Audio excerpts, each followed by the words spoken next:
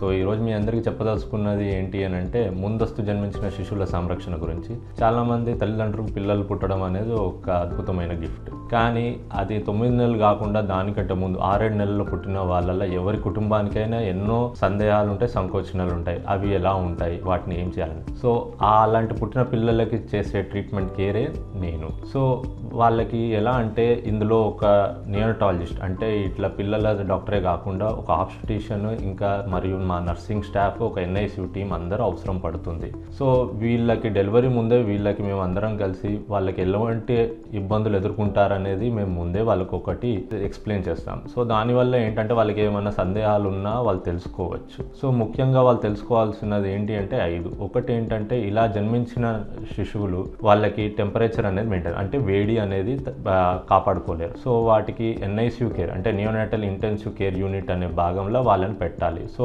వాటికి అవసరం పడే పరికరాలు అంటే ఇంక్యుబేటర్, వార్మర్ అవన్నీ వాడుతూ ఉంటాం. రెండోది వచ్చేసరికి అతి ముఖ్యమైన విషయం, ప్రతి తల్లిదండ్రులు అడిగేది ఏడ్చిందా, మా బిడ్డ ఏడ్చిందా అనేది. కానీ ఏడవడం కంటే శ్వాస తీసుకుందా అనేది అన్నిటికంటే ముఖ్యం. సో వీళ్ళల్లో ఈ శిశువులలో ఊపిరితిత్తులు అనేది మొత్తానికి డెవలప్ అయ్యి ఉండవు. సో వాటికి ఆ ఊపిరితిత్తుల సపోర్ట్ చేయడానికి రకరకాల పరికరాలు ఉంటాయి ఆక్సిజన్ ఇచ్చడానికి. CPAP, వెంటిలేటర్స్ అని, HFOs అని, ఇవన్నీ మనం ఉపయోగించాల్సి వస్తుంటుంది ఆ బేబీస్కి తగ్గట్టుగా. మూడోది వచ్చేసరికి న్యూట్రిషన్ అంటే పాలు ఇవ్వడం. అందులో మీ అందరికీ తెలిసింది ఏంటంటే తల్లిపాలే అన్నిటికంటే అమృతం లాంటివి. సో అది మేము ఇక్కడ అందరు తల్లులకు ఎంకరేజ్ చేసేది Day 1 నుంచి అదే. నాలుగోది వచ్చేసరికి ఇన్ఫెక్షన్ని ఎలా ప్రివెంట్ చేయాలంటే అన్నిటికంటే ఒకటి చేతులు కడుక్కోవడం. ఇది మీరు అన్ని హాస్పిటల్లో చూస్తారు, పోస్టర్స్లో చూస్తారు, కానీ అది ఒక్కటే హెల్ప్ చేస్తుంది మనకు ప్రివెంట్ చేయడానికి. ఇక 5వది వచ్చేసరికి కుటుంబం ఇన్వాల్వ్మెంట్ అంటే మీ సైడ్ నుంచి ఏం చేయగలుగుతారు.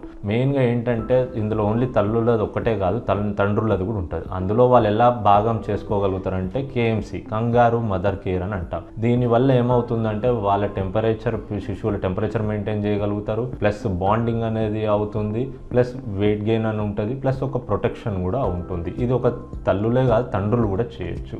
సో ఇవన్నీ రొటీన్గా చేయాల్సిన పనులు. కానీ అన్నిటికంటే ఇంకోటి ముఖ్యమైనది ఏంటంటే వీళ్ళందరికీ ఒకటే బాధ, ఎప్పుడు బయట పడుతుంది.